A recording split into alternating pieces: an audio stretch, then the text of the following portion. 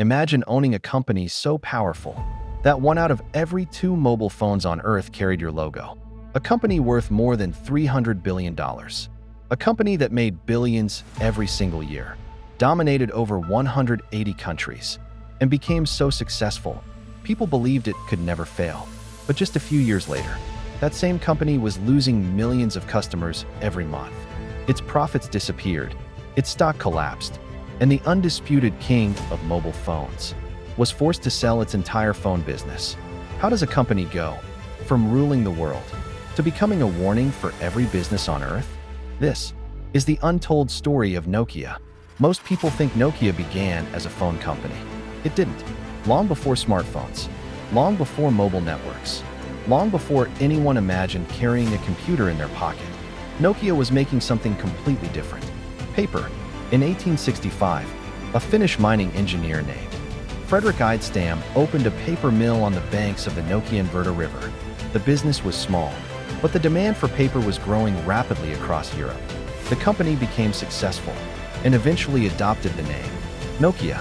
Back then, nobody could have imagined that this quiet paper company would one day change the way billions of people communicate.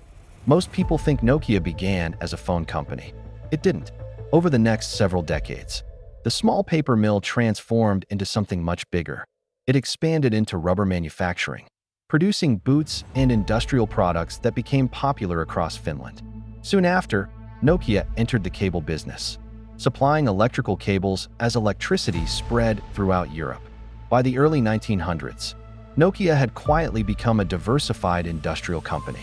But nobody, not even Nokia itself, could have imagined where this journey would eventually lead. In 1967, three separate companies merged into one: the paper mill, the rubber manufacturer, and the cable company officially became Nokia Corporation. It was a turning point that changed the company's future forever. Suddenly, Nokia had expertise in manufacturing, engineering, electricity, and industrial technology, all under one roof. The company wasn't focused on mobile phones yet, but it had unknowingly assembled every piece it would need to dominate the future. What started as a small paper mill slowly transformed into something far bigger. Over the next century, Nokia expanded into rubber products, electricity, cables, and industrial manufacturing.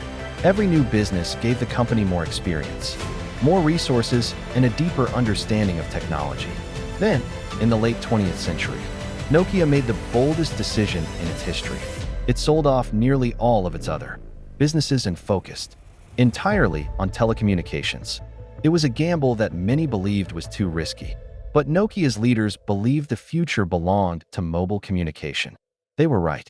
Throughout the 1990s, Nokia introduced phone after phone that quickly became household names across Europe, Asia, Africa, and the Americas. Their devices were reliable, durable, and incredibly easy to use. Before long, owning a Nokia phone wasn't just common. It became a global phenomenon. By the early 2000s, Nokia controlled almost 40% of the world's mobile phone market. It wasn't just the biggest phone company on Earth. It was one of the most valuable technology companies in the world. For millions of people, Nokia wasn't simply a brand. It was the mobile phone. By the early 2000s, Nokia seemed unstoppable. It controlled nearly 40% of the global mobile phone market. Millions of people trusted the brand. Retail stores couldn't keep Nokia phones on their shelves. In many countries, buying a Nokia wasn't a luxury. It was simply the obvious choice.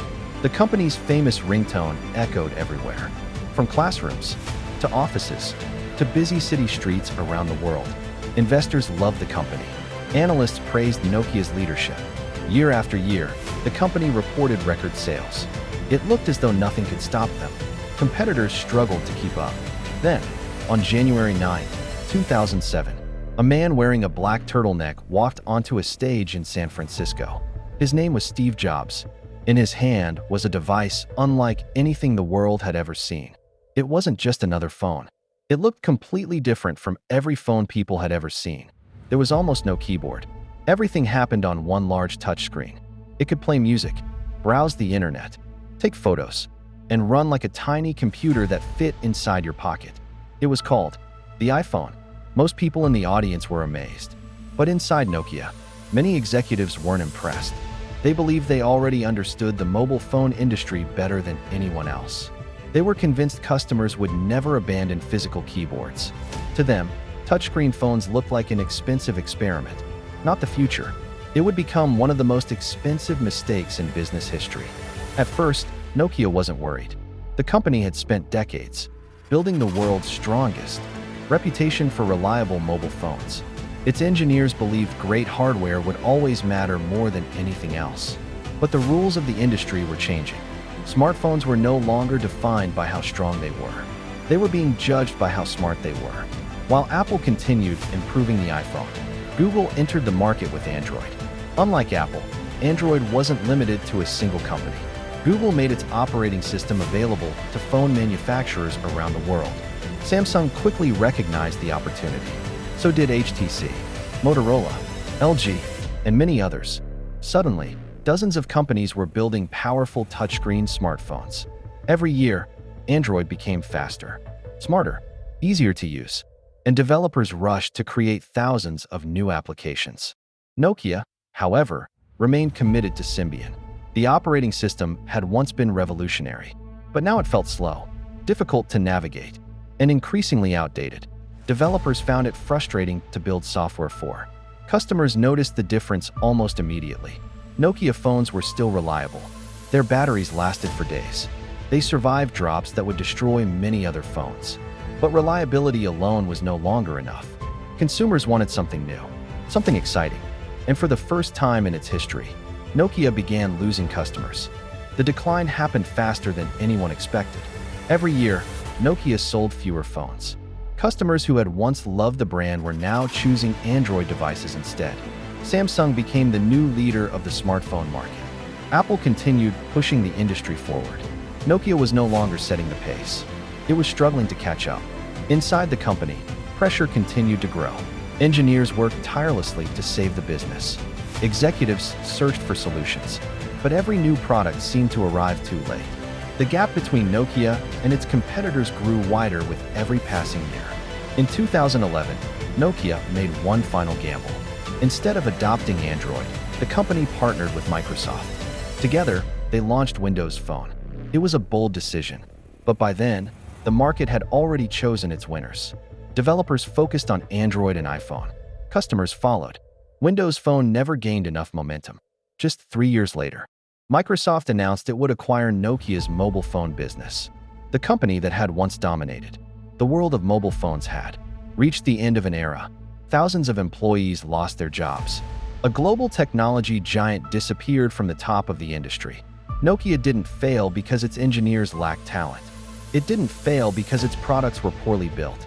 It failed because it underestimated how quickly technology and customer expectations could change.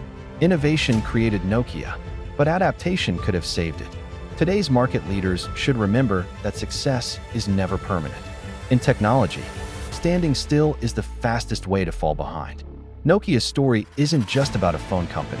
It's a reminder that every industry rewards those who are willing to evolve. The question is, who will be the next giant to ignore the future? Nokia changed the way billions of people communicated.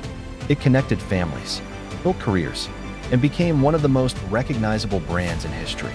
But even the strongest companies can disappear when they stop adapting. Technology never stands still. Markets never stop evolving.